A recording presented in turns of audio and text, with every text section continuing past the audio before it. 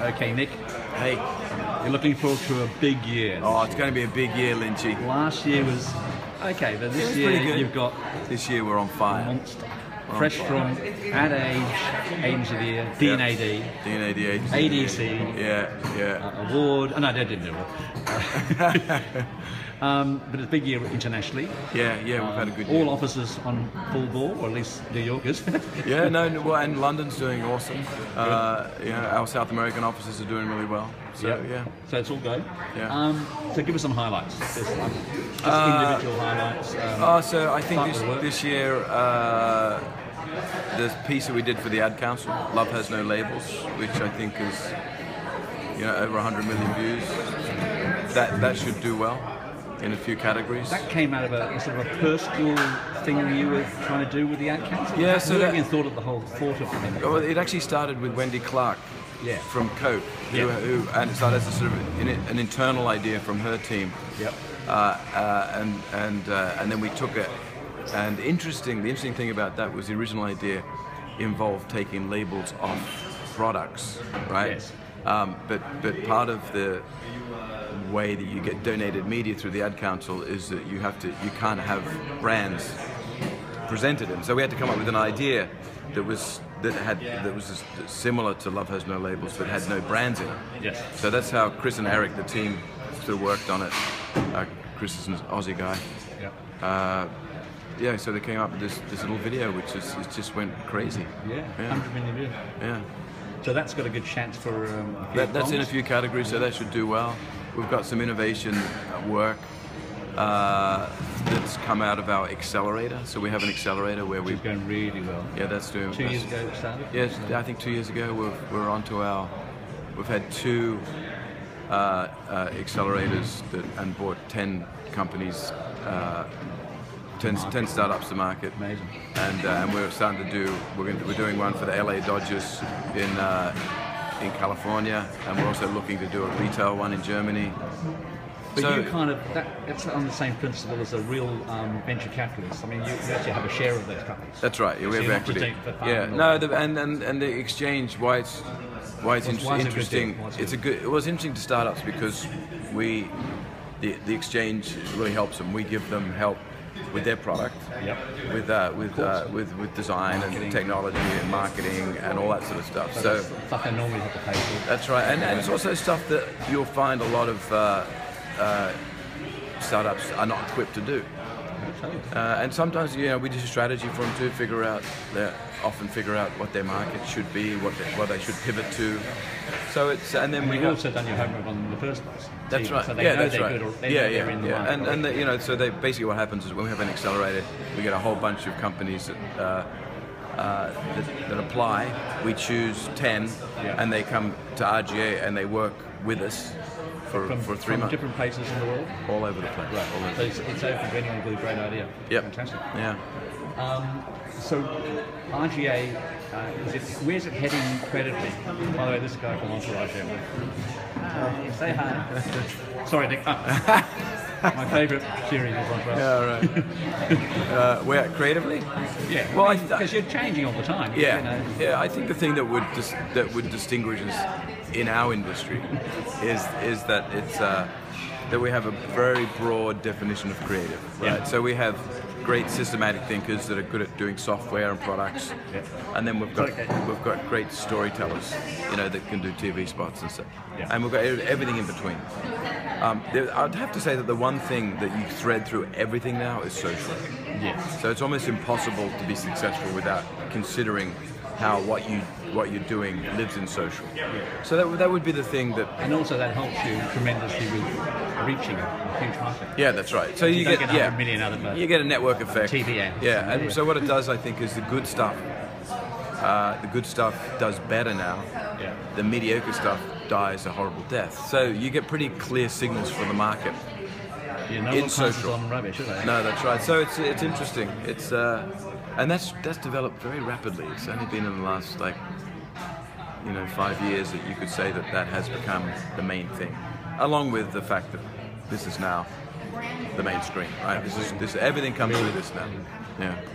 Because talking about Apple, they kind of ripped off your you know, your bloody Nike Fuel Band. Now it's been replaced by the wanky watch, which has some elements of your Nike thing in it. Yeah. But obviously, can I see it? Oh yeah, that's there. It is. Yeah. But it's the Nike's still got its powerful 7 or 8 million people who are addicted to their own thing. So it's not like it's the thing about affecting that. Yeah. So I think what Nike's done is recognized that it's the service, the software, the experience, rather than the hardware that has ongoing value. The hardware will change. So you will always improve change. some of the metrics in the actual. Yeah. So there is a Nike Plus app on here. I'll push it. Yeah. Which is here. Yes, right? I got that. I see. Yeah. So it does exactly the same thing. Yeah, pretty much, and it's tethered to this, and So you're playing both sides. Yeah. No, I mean, Plus as a sort of service is very powerful still. It's just not attached to iconic hardware in the way that it was when it first came out, because it was like the first. I have one. Yeah. That's amazing. Yeah. We busted my guts every day. I think I gave mine to some girl. At Cannes. Oh yeah, I'm sure you did. I'm sure you did. Yeah. Anyway,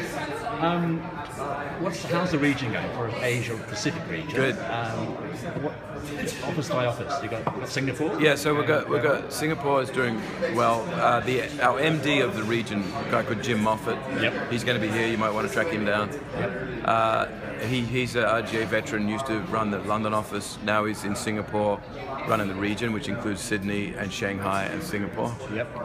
We're looking to Tokyo right now, maybe opening there. So I think it's a growing region. The Sydney office has done some great work. Yep. Gavin and the team there, Noel. They've got a sort of interesting breadth of work already. Yeah. It's a big office with lots of energy. Singapore is actually going through a little bit of a growth spurt. It's interesting, Singapore is one of those very strange markets because there's a lot of regional people there, not a lot of domestic work, but they're doing well. And Shanghai just started, so Shanghai is, I'm sure it should do. Yeah. So the name's very well known in China, in some no, not really. No, I think the website within the advertising industry. Yeah, maybe, but China's its own thing. Yeah. I think we're well known in Australia. We're well known in in the Americas, in Latin America and stuff.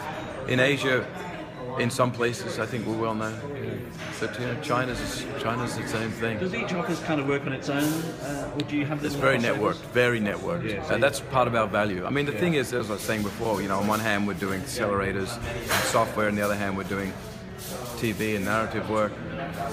And in between, we've got all of these specialists, from data scientists to experienced designers to to consultants.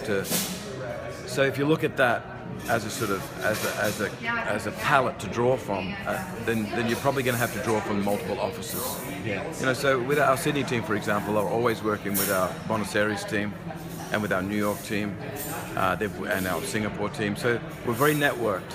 And when we open an office somewhere, we always open it with someone who knows RGA, either transfers there or and then we build offices organically. So obviously technically we're connected in a way that we can work well across time zones, but more importantly, the relationships that we have between offices are always inbuilt. So we have distinctive cultures, but it's always an RGA culture.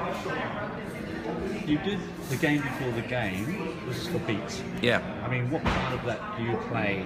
You're not in the gaming business. The actual game itself. Is a game, that thing particularly? Oh no. So that was the game before the game was a TV spot that we did. So it's just Beats. a TV spot. Yeah. That was a TV spot. You've seen that one. Yeah. So what is that? It's just so actually it came out this time last year, which is why we're entering it this year. But it was for the World Cup. It was for the Soccer World Cup. We've got to look at the Soccer World Cup. Yeah. Too busy watching the games. Yeah.